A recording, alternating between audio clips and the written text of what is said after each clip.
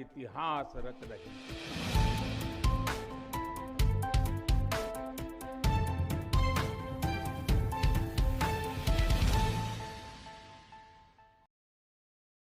मैं अपना परिचय दे देता हूं। मैं राकेश सिंह रघुवंशी, श्री राष्ट्रीय राजपूत करणी सेना का प्रदेश अध्यक्ष हूं। चुनाव को लेकर के देखिए, जो रणनीति है, करणी सेना एक सामाजिक संगठन है, कोई राजनीतिक पार्टी नहीं है।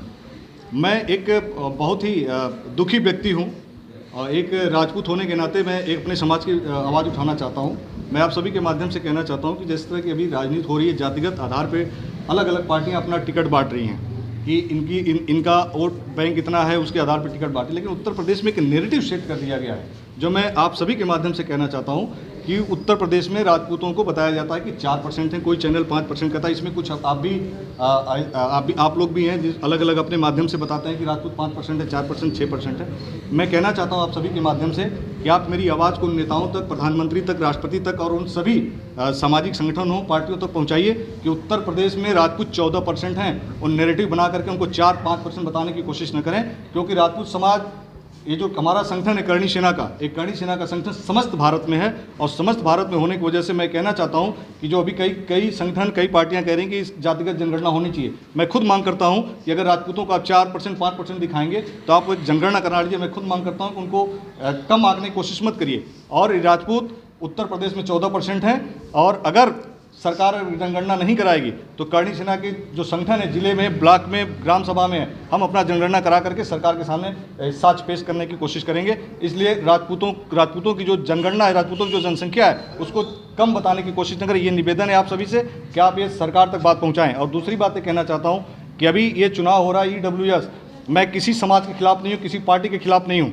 लेकिन मैं कहना चाहता हूँ कि OBC, SC समाज, वो भी हमारे भाई हैं। अगर उनको आप 27 साल, 28 साल उनको समय दे रहे हो पुलिस की भर्ती में, जो सवर्ण समाज है उसको आप 22 साल में बुढ़े कर दे रहे हो, क्या मतलब है उसका? 22 साल में अगर सवर्ण समाज के बच्चे जो तैयारी कर रहे हैं पुलिस की भर्ती में, 1 साल कोरोना में निकल गया, 1 साल किसी और चीज़ में निकल गया, लेकिन वो 22 साल के बाद 23 साल में वो पुलिस की भर्ती नहीं देख सकते, लेकिन दूसरे समाज के बच्चे वो देख सकते हैं। मुझे उनसे कोई शिकायत नहीं है, आप बल्कि उनको डायरेक्ट उनको भर्ती दे दो। लेकिन सवर्ण समाज के साथ अत्याचार क्यों कर रहे हो? अलग अलग समाज के फोरम बने हुए हैं, आयोग बने हुए हैं, लेकिन सवर्ण समाज का कोई फोरम नहीं है। मैं आप सबके माध्यम से मांग करना चाहता हूं कि सवर्ण समाज ने ऐसा क्या अत्याचार कर दिया कि आप उनके खिलाफ इस तरह के नेरेटिव एक फैला करके जो उनके खिलाफ अत्याचार करें। मैं आपके माध्यम से कहना चाहता हूं कि आपका चैनल हमें 5% दिखाता है। आपका चैनल कहां से ये जनगणना कर लिया कि राजपूत केवल 5% है? इसमें ABP चैनल भी है, ABP चैनल ने 4% दिखाना शुरू कर दिया। कहाँ जनगणना किया आप लोगों ने?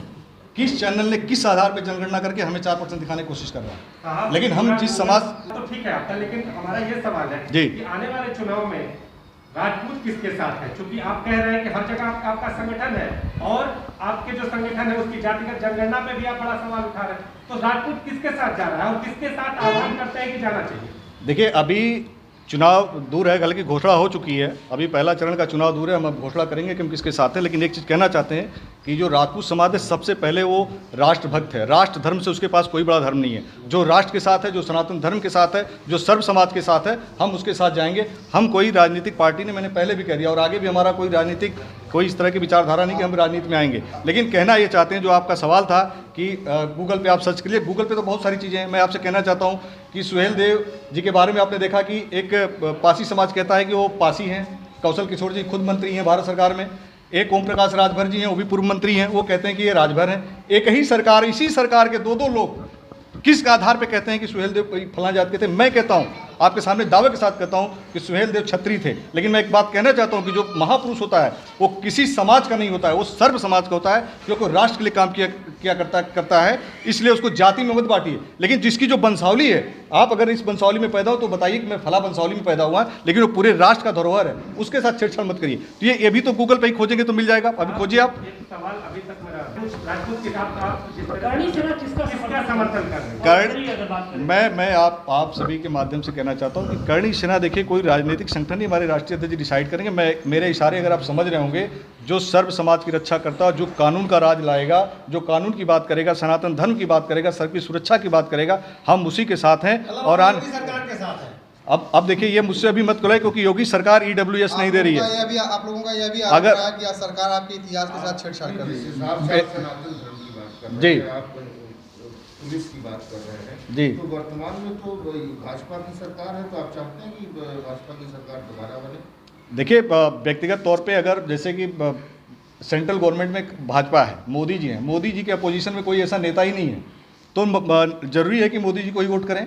लेकिन उत्तर प्रदेश में भी वही कंडीशन लागू हो रहा है कि उत्तर प्रदेश में भी जो बाबा हैं, बाबा के कंपेरिजन जो बाबा ने